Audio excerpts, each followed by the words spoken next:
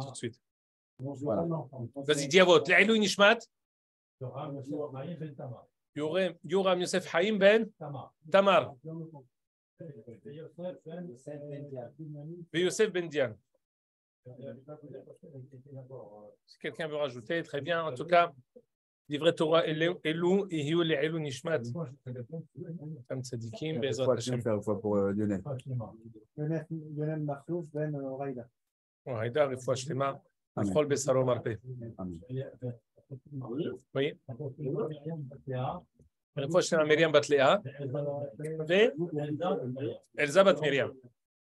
Tov, Rabotai. Oui. Michael Ben Léa Leyen. Michael Ben Léa Oui, Leyen. bien sûr. Tov, Rabotai. Ça fait peut-être au bas mot 2 mois qu'on ne s'est pas rencontré, même pour étudier. Même par Zoom, ça fait presque 2 mois. C'est vrai. Le plâtre j'ai été libéré de mon plâtre. Je suis encore en rééducation, mais j'ai été libéré de mon plâtre.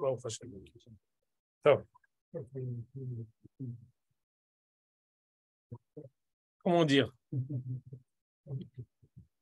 On est maintenant dans la Tkoufa du Sefer Melachim, dans le Birshut, Shezrad, Shem Alav Yahye, Kol HaKahal HaKadosh. On est dans la période du Sefer Melachim qui est on ne peut plus significative et mashma'otit pour nous dans notre génération. Je vous rappelle le contexte.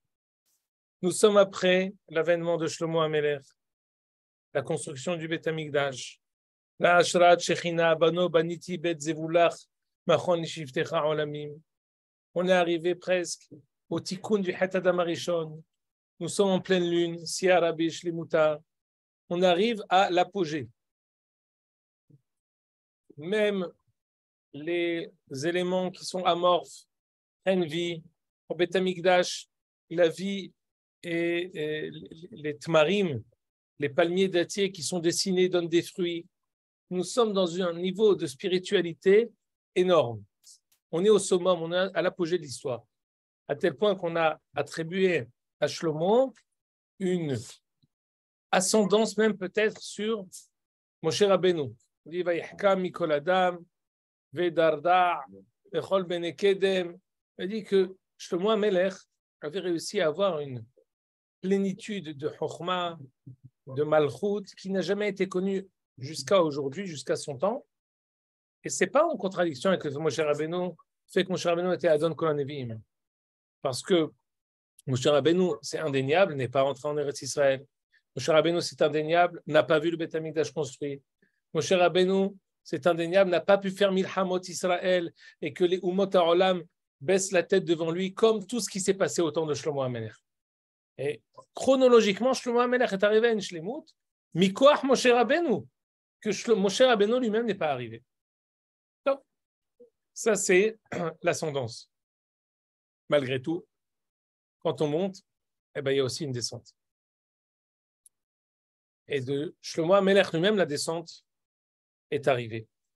Il a voulu, comme ce qu'on a expliqué longuement, Le'akdim et tatova lavo la'olam. Il a cru qu'est arrivé le moment où on peut être d'ores et déjà hors la goïm. Am Israël peut être la lumière des nations. Est arrivé le moment où on peut se marier avec les femmes de toutes les nations, les convertir et leur enseigner la Torah. Est arrivé le moment où on peut se marier avec Bat Paro, la civilisation la plus haute de l'époque, et avoir même une esplanade qui était réservée à Am Israël, l'a réservée pour Bat Paro et toute sa cour, chose qui lui a été reprochée par personne d'autre que Yarovam ben Nevat, qui lui dit Shlomo HaMelech, c'est trop, on n'est pas encore arrivé à ce moment-là. On avait même expliqué que le Hiddush de Rehavam ben Shlomo, le fils de Shlomo, le fils direct, qui s'est marié avec, qu'il a eu avec Madame Naama Ammonite, c'est peut-être ce que Shlomo aurait dû préférer. Au lieu de vouloir se marier avec toutes les nations, et bien sûr les convertir, comme ce qu'on a vu dans le langage du Rambam, il aurait dû se limiter au mariage et au fait de rentrer que la tribu de Ammon, le pays de Ammon. Naama Amonit Shte Peredot Ayulo Leakadosh Baruchu chez Amon et Moab. De chez Ruth à Moavia, de Moab, Ruth à Moavia, et de Amon, Naama Amonit. Femme avec qui il va avoir Rehavam ben Shlomo la continuité de sa malchoute. Shlomo HaMelech a cru que c'était insuffisant.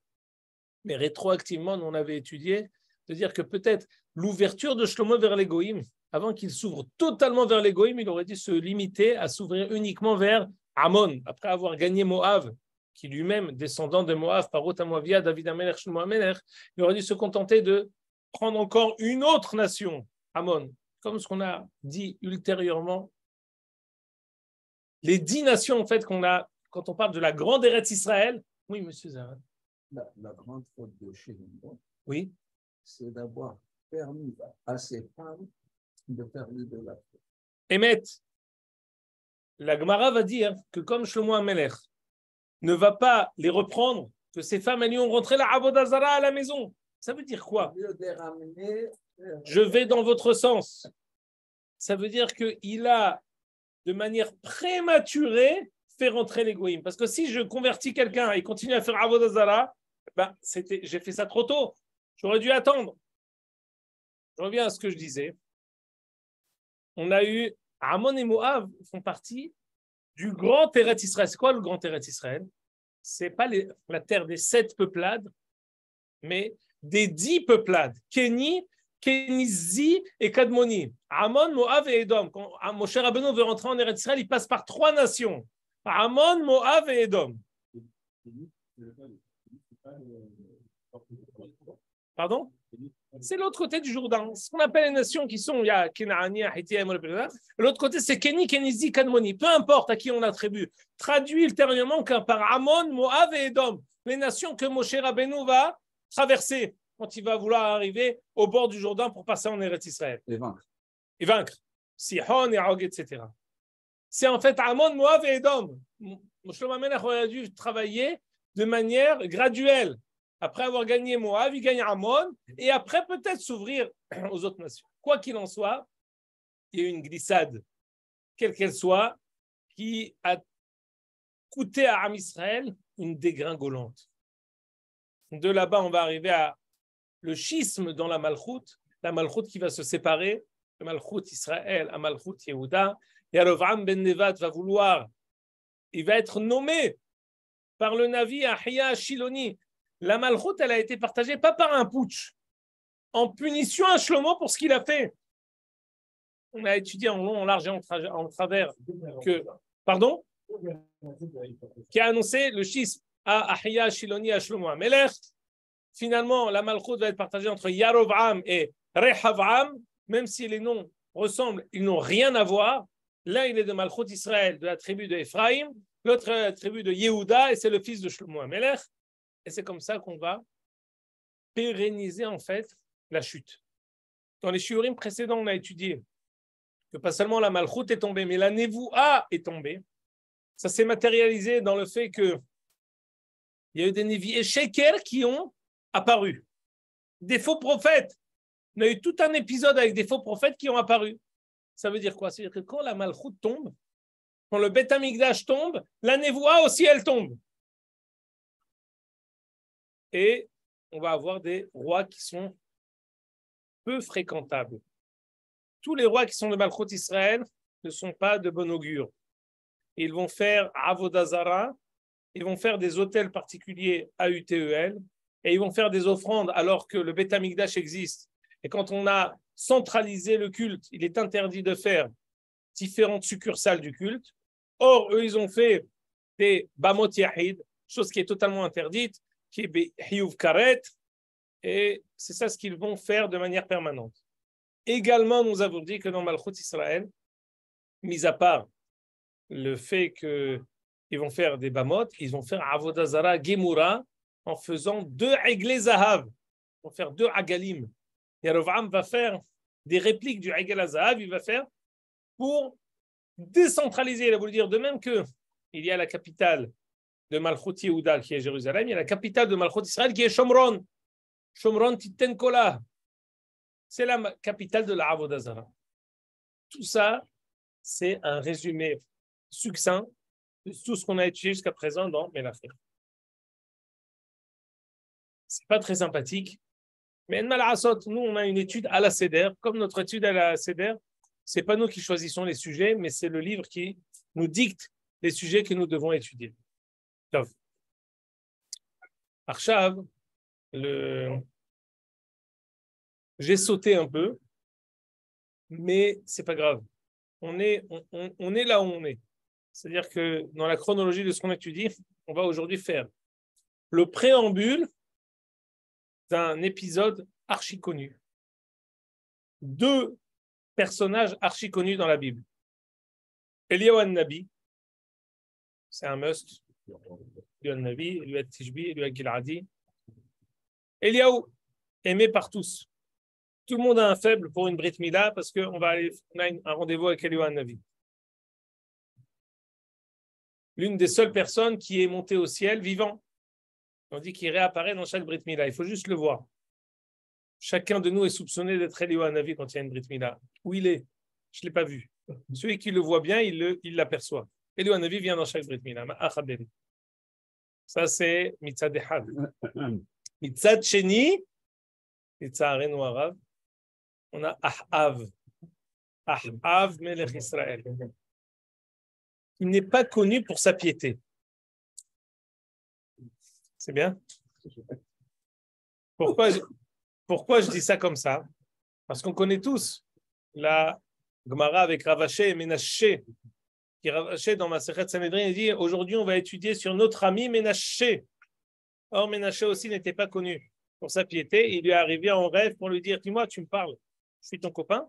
Tu me dis Ménaché Havrin, je suis ton copain. Tu sais qu'est-ce que ça veut dire? Melech Israël.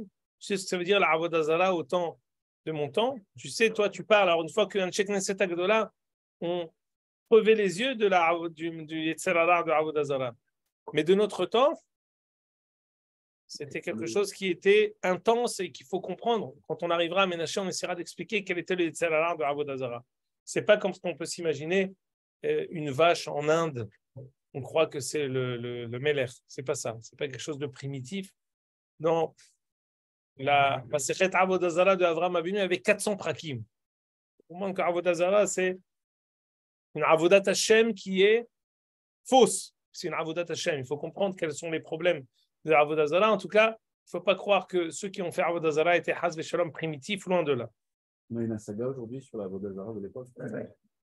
Zesugia Atsuma, que Bezrat Hashem, on étudiera quand on arrivera dans cette extase. On a étudié dans Parashat de Haremot Kedoshim.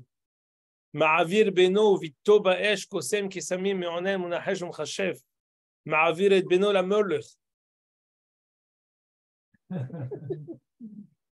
C'était une telle extase que la personne elle est prête, has veshalom, à mettre son fils dans cette avodah zara, à tel point que les Bikoret Amikra, Afra, les Poumaïou, pensent qu'en fait, Avraham Avinu qui a fait Akedat Yitzhak n'est autre qu'un culte à la Molech. Parce que qu'est-ce qu'il a fait? Il a sacrifié son fils à Kadosh Baruch Hu. C'est comme sacrifier son fils à la avodah zara. Has veshalom. Sachru dovre shak. Al kol panim. Juste pour vous dire, il faut comprendre. Pardon? Un nouveau langage.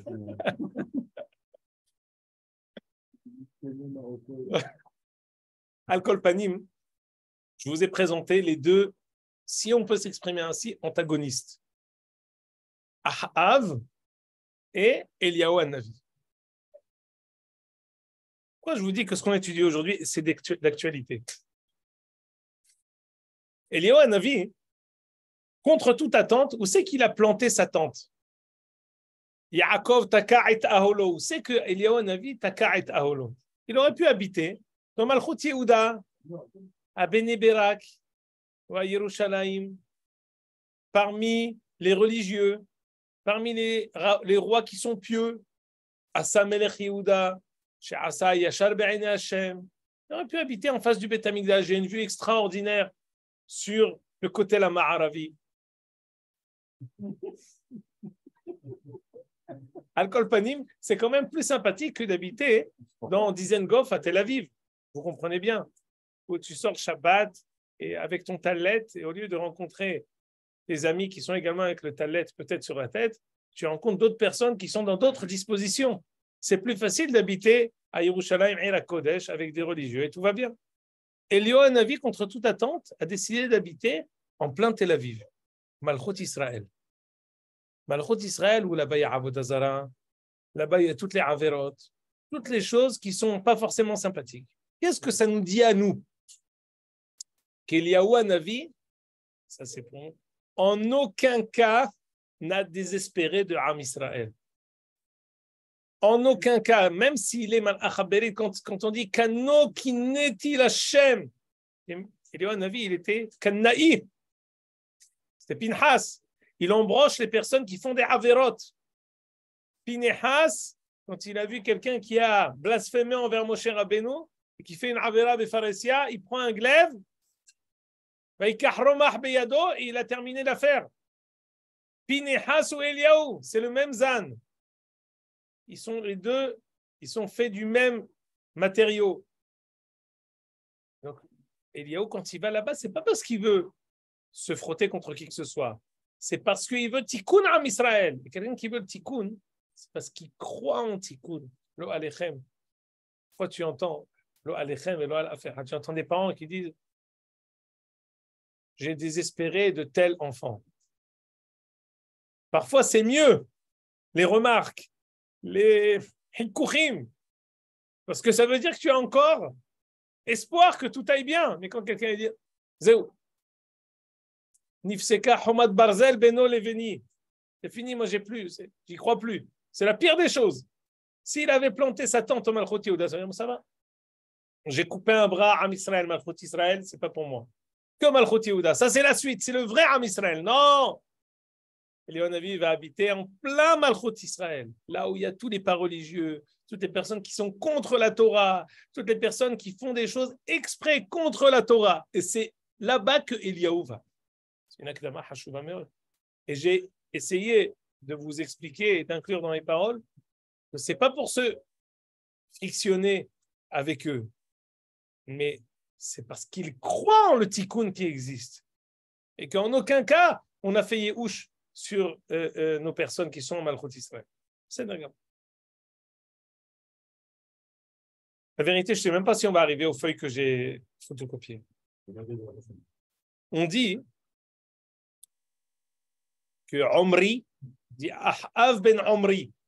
Omri, sachez, j'espère que parmi vous, il n'y a pas beaucoup de Omri dans vos familles. Il faut quelqu'un qui va me sortir du dessous de la table. J'ai appelé mon fils Omri. Si oui, dites-le moi, comme ça je ne dis pas ce que je continue à dire. Il y a beaucoup de Omer. Omri, c'est bien. Omri, c'est en arabe, c'est bien. Omer, il y a beaucoup. Omer, je n'ai pas parlé. Je te parle, moi. Je parle Omri. Omri était il a eu un mérite, Omri. Il a eu 3 générations de Malchut. La Gemara pose la question, mais qu'est-ce qu'a eu comme mérite Omri pour qu'il ait des rois de père en fils, une dynastie d'une certaine manière? Père, fils et petit-fils. Dit la Gemara, Bana Shne Krachim be'Eretz Israël. Il a construit 2 villes en Eretz Israël. Je veux vous suggérer par là que même si parfois le côté pratique de certaines personnes peut être faible, si leur côté léoumi, leur côté national, leur côté construction de Am Israël, leur côté construction du hall de la Oumma, s'il est fort, ça leur donne un mérite. Ce mérite-là, c'est ça le mérite que Eliyahu il est parti chercher là-bas. De ce mérite-là qui existe, il a su qu'à partir de cette base positive, je peux construire une Rouhaniout. C'est ça ce qu'il est parti chercher. C'est ça ce qui donne à Ahav son droit d'existence. Omri, Ahav est le fils de Ahav parce qu'il a construit Eretz Israël. Oui. Oui. Non mais c'est son fils. Une seconde. Il a eu autre chose. Ahav, il a eu un autre mérite. Lorsqu'il était en guerre contre l'ennemi avec Yehoshaphat Melech Yehuda, ils sont partis en guerre, on étudiera ça. Makiri. Al Kol Panim. Ahav, il a pris, on n'est pas ici dans les bisounours, donc, il était en guerre, je suis désolé, on est obligé d'une guerre, c'est une guerre. Il a pris une flèche dans le cœur. Il était dans sa charrette, dans son, comment dire, dans son carrosse, et il est resté comme ça avec le sourire. Au lieu de tomber, que tout Am Israël voit que le roi tombe, et que l'ennemi a réussi à atteindre la tête du roi, il est resté droit, grand, pour Kavod à Malchut. C'est un mérite qui lui a été rappelé. Mais c'est profane. Malchut Israël, c'est pas profane. Malchut Israël, c'est Halo Davaru.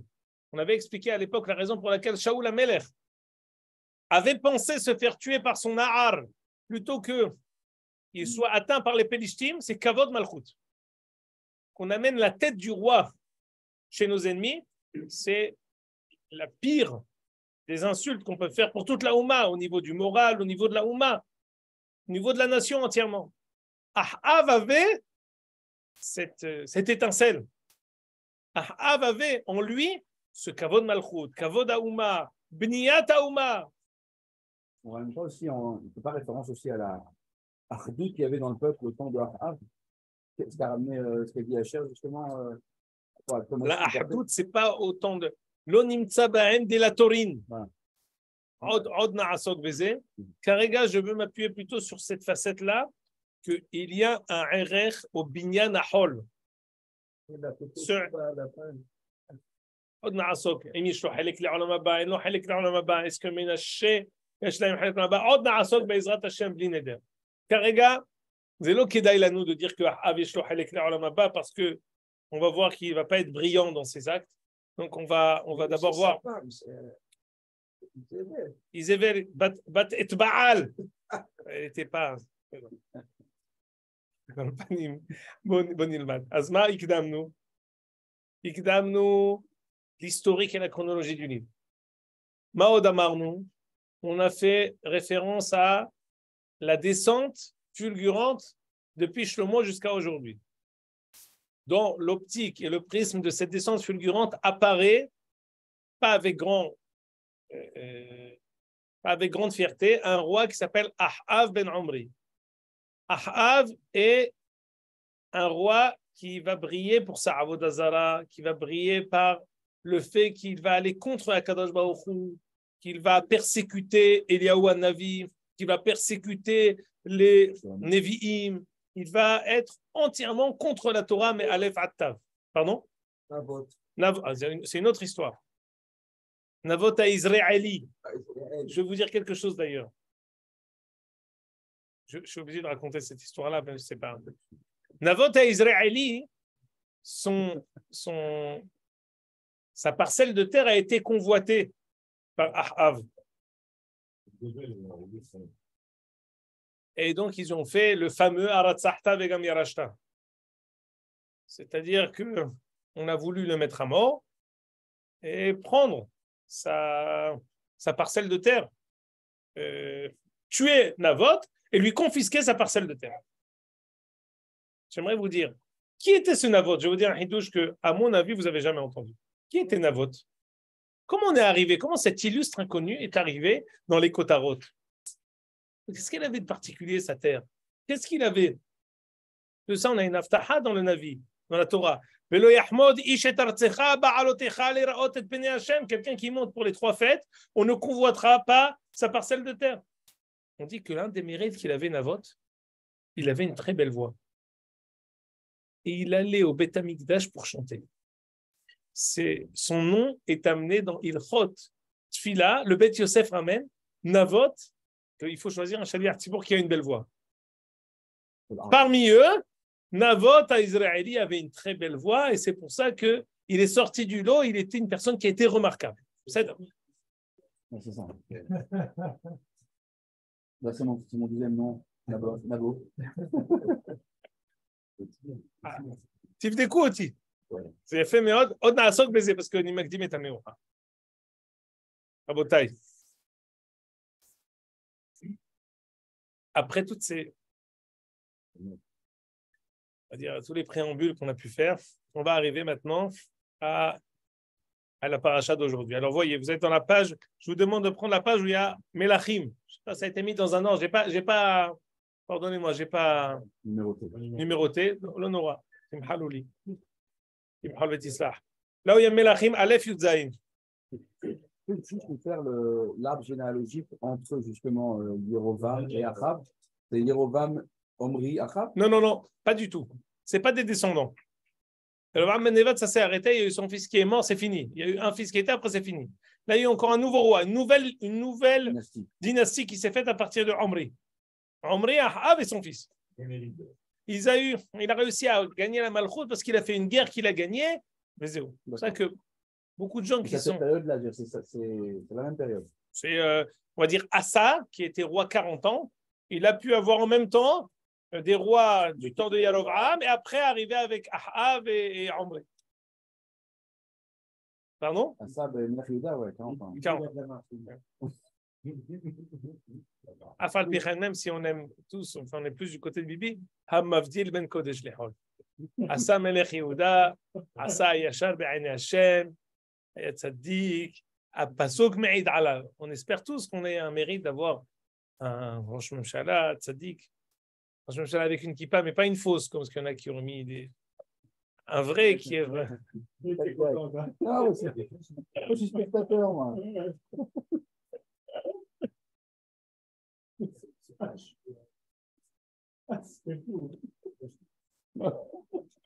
La bataille.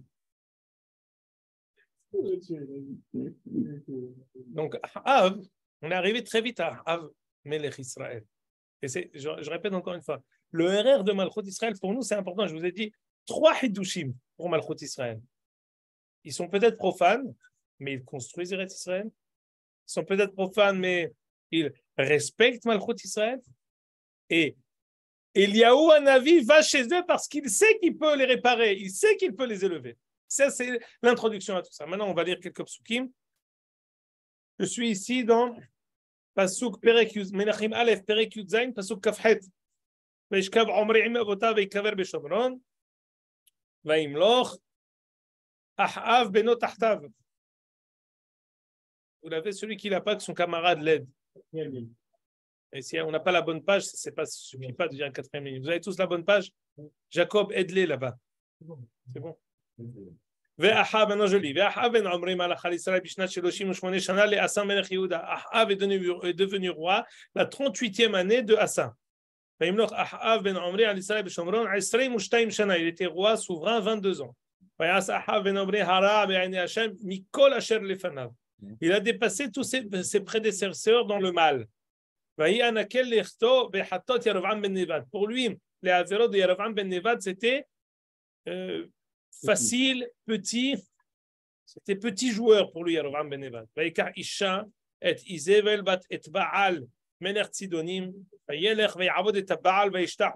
C'était plus le Aigel.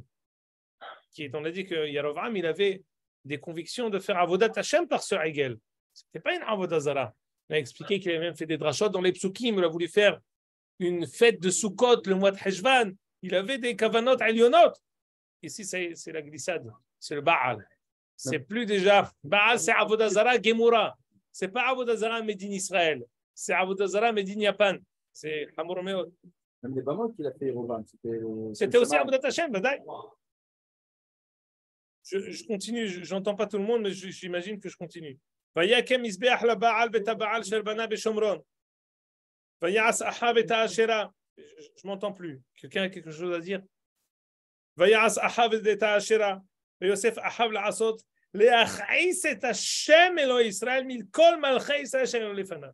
On a un moussag dans la Torah qui s'appelle Moumar Leachais. Récemment, on a eu une question ilchatique, quelqu'un qui fait des averot, pas pour faire des averot parce qu'il aime bien, par exemple, le pakacher, ou il aime bien prendre la voiture Shabbat, ou il aime bien, pas parce qu'il aime bien, parce qu'il veut dire Nimrod, Makir et Bor'o, Mitkaven Nimrod Bo. Il connaît son créateur et il veut lui montrer Leachais, Mashama, on dit Leachais, Moumar Leachais, quelqu'un qui fait des averot. לצערנו הרב, לא על אף אחד, הם מעטים מן המעטים, נער יספרם. Il y en a très peu dans Am Israël. Ne croyez pas à ce qu'on vous raconte qu'il y en a partout. Il y en a nulle part. Mais si jamais on en trouve un, il dit qu'il fait des avérotes exprès. Quand on me posait une question, on m'a dit quelqu'un, il fait des avérotes, il est achaïs. Je dis non, je ne te crois pas. Je suis sûr que s'il rencontre le Rabbi Ovadia, il va cacher sa cigarette Shabbat. Je dis pas sûr. Je dis, ah, si c'est comme ça, on est en problème. Grave problème. Moi, je marchais avec le Rav Amar le Shabbat dans Rehavia. Il y avait des gens pas religieux.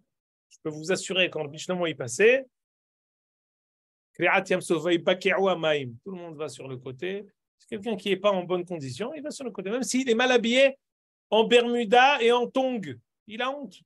C'est une bouche, même s'il ne fait pas une avera, il a honte. C'est Hachamaim. Pardon? On n'est pas tout chez Zekacha. Un d'avoir casé à Israël Tzadikim. Leur melamdim s'rout. Barreau. Mais selon les dires de cette personne, il est Léachis. Celui-ci, il est Léachis. Shem Yisrahlanu au Kegoy. Quelqu'un qui est Léachis, on ne peut pas. Bien sûr, on l'aime, on fait ce qu'on. Mais il y a des problèmes. Il ne peut pas nous servir du vin. Il ne peut pas. C'est comme un Mehalel Shabbat Befalesia. Léachis, c'est Mekir et Boron. C'est important comme différence. Parce que la plupart des Chilonimes aujourd'hui, par exemple, c'est des gens qui ne connaissent pas. C'est Mekir de haut, Vemoret Bo. C'est une très bonne remarque que tu dis ici, Jérémy. Tu fais ici. Alors, tu fais ici, en fait, cas de la mahloket, aposkim gdola. Est-ce qu'aujourd'hui, on peut dire que quelqu'un qui fait des avérotes, il n'a pas d'excuse? Pourquoi? Parce que, regarde, il y a d'un côté Givat Samuel, de l'autre côté Benéberak. Passe de l'autre côté du pont, on va apprendre. Non, je donne réponse. C'est ça. Tu nous fracasses là d'un coup. Non, mais bon, on va dire qu'il y a moins de religieux, il y a moins de pas religieux à Bnei Brak qu'à Givat Samuel. Je vous en prie, je vous en prie. Short et tongs, bon, en plus, tu vois, Givat Samuel. Il fait chaud, non? Je vous en prie, ne m'aidez pas. C'est très délicat ces sujets-là. Ne complétez pas mes phrases que je n'ai pas dit. Je disais que est-ce qu'aujourd'hui, quelqu'un qui n'est pas religieux et qui dit moi, même s'il y a le Rabbi Ovadia devant moi, je continue à être Mehalel Shabbat, est-ce que vraiment on peut dire qu'il est à Chen? Non, il voit le Rabbi Ovadia, il ne sait même pas qui c'est le Rabbi Ovadia. On l'a intoxiqué dans des dérotes l'onechonot, il ne sait même pas ce que c'est. Ou alors on va dire non, c'était peut-être vrai en Union soviétique avec les communistes où tu n'avais pas le droit de culte et donc tu n'avais aucune possibilité de prendre quoi que ce soit. Mais aujourd'hui, tout est devant toi. Tu ne sais pas, les livres sont devant toi, tu peux prendre. Tu n'as pas de ta'anat ptor que tu ne sais pas. Ou alors on va dire non, c'est pire aujourd'hui parce que c'est pas qu'il ne sait pas, c'est qu'on lui a fait avaler des couleuvres tous les jours et on ne s'arrête pas, l'infusion, elle est permanente de désinformation. Sheila, Hashuva Meod. Mais c'est local. Par exemple, je dois avoir si j'ai un aide comme ça qui n'est pas pour des kiddushin, ben la femme elle n'est pas mariée. C'est aide pasoul, pardon. Aide pasoul. Sinon Shenishba, ça n'aide pas au aide pasoul. Ça reste un aide pasoul. Donc on a vu tout ça. En tout cas, ce que j'ai rebondi sur les achaïs. J'ai rebondi sur le achaïs du pasouk. Le achaïs, c'est Hashem Elohim Israël. Je répète encore aujourd'hui, Ani Rojev chez Lokayam. Anashim Tovim, Kulam Tovim. Tu les prends un à un, ils sont tous bien. Quand ils sont en masse, il y a une hypnose des masses qui fait parfois qu'on a un effet de masse on vit maintenant une période où il y a une hypnose qui est faite sur les... Pardon? C'est Nachon. Mais c'est des chitotes qui existent et qui ont déjà marché dans l'histoire. Je ne dis pas un hidouche que j'ai sorti mitahat la adama. C'est connu. La propagande et la manière de pouvoir changer la vérité en la racontant tous les jours d'une manière et en la clamant haut et fort avec assurance, ce sont des techniques connues pour faire changer les opinions publiques. Je ne donne pas ici, j'invente pas la poudre à canon, c'est des choses qui sont connues. Il suffit de se renseigner et de lire des livres qui parlent de ça, c'est Aleph Bet. Et on peut vivre ça dans n'importe quel pays, même dans notre cher pays. Medina Tenoa Ouva, on en vient au passouk que je voulais étudier aujourd'hui.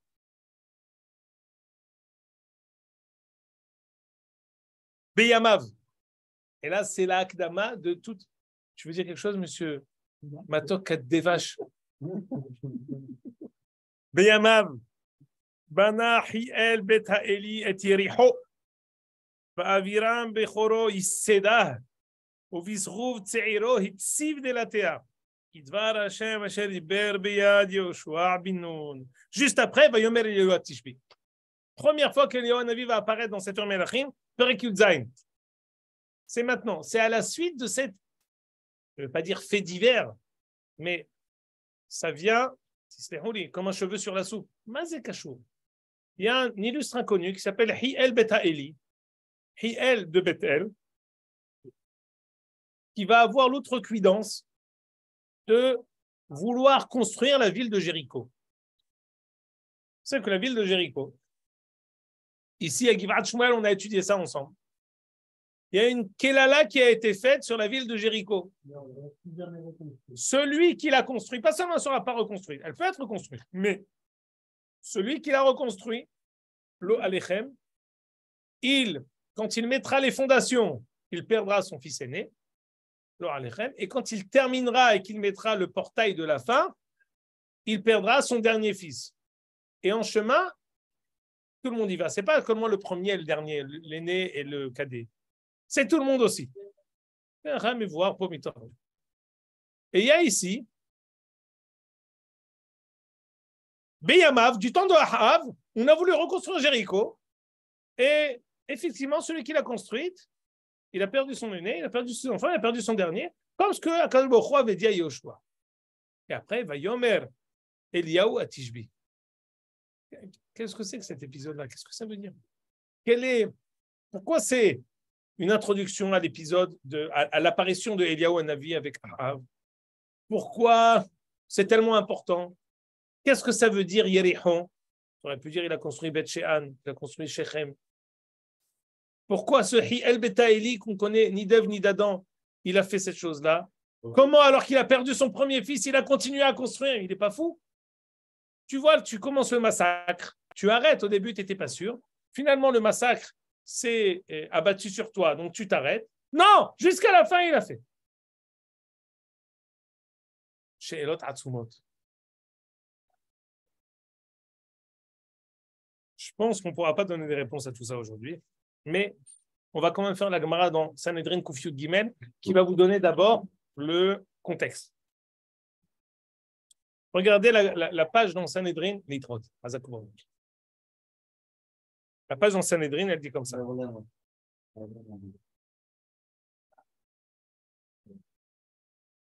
Regardez, environ 22 lignes après le début. Ne comptez pas, mais voyez que c'est là-bas. Tanoura Banan, juste après, Amar Rav Hizda. יריחו דכתיב הייתה עיר חרם השם וישבע יהושע בעת ההיא לאמור ארור האיש לפני השם אשר יקום ובנה את העיר הזאת את יריחו ובבחרו ייסדנה וצירו יציב דלתנה. תניא לא יריחו על שם העיר אחרת ולא עיר אחרת על שם יריחו. Je ne vais pas entrer dans ce détail. Que tu construis la ville de Jéricho ou que tu construis une ville et que tu l'appelles Jéricho, peu importe.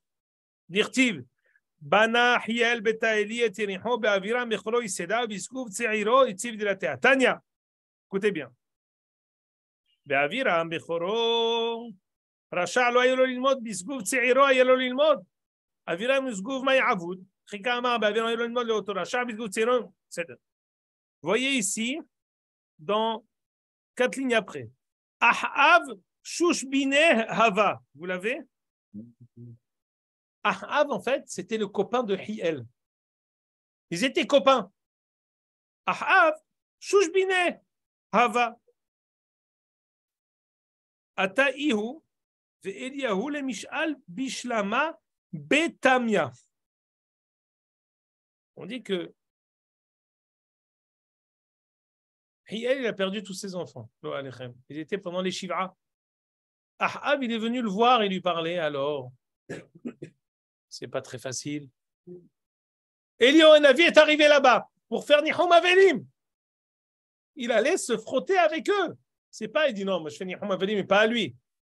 C'est un grand méchant loup. Je vais pas aller le voir. Quand j'habite à Tel Aviv, mais je vais pas aller faire. Non, non, non. Il est parti faire Nihum Avelim de Hiel Betaeli pour ses enfants que, on peut dire presque, il a tué de ses propres mains. Il retrouve là-bas Ahav, qui est à côté de lui, il lui parle. Yativ et Kamar. Dilma, qui milat Yoshua achilat, lo yeriho, Hashem yachal, Hashem yeriho. Il dit, mais pourquoi ça m'est arrivé? Peut-être que Yoshua, il n'a pas maudit de cette manière-là, peut-être d'une autre manière. Je ne dis pas ici tous les détails. Amarle Eliyahu in. Amarle Ashta. Écoutez bien, c'est ça ce que je veux. Les vatata de Moshe. Loka mikaima dirtiv sartem va'avatem Elohim achirim uchtiv v'harav Hashem achem v'asar et hashamayim. Ve'u gavra okim le'avodat kochavim al kol telem v'telem v'lo shavik lemitra. De mizal mizgadle les vatata de Yoshua talmideh mikaima. Miyad ve'yomer yotishbi mitoshavei Gilad. Qu'est-ce qui s'est passé? Eliyahu, on étudiera ça, Bezrat Hashem, la semaine prochaine.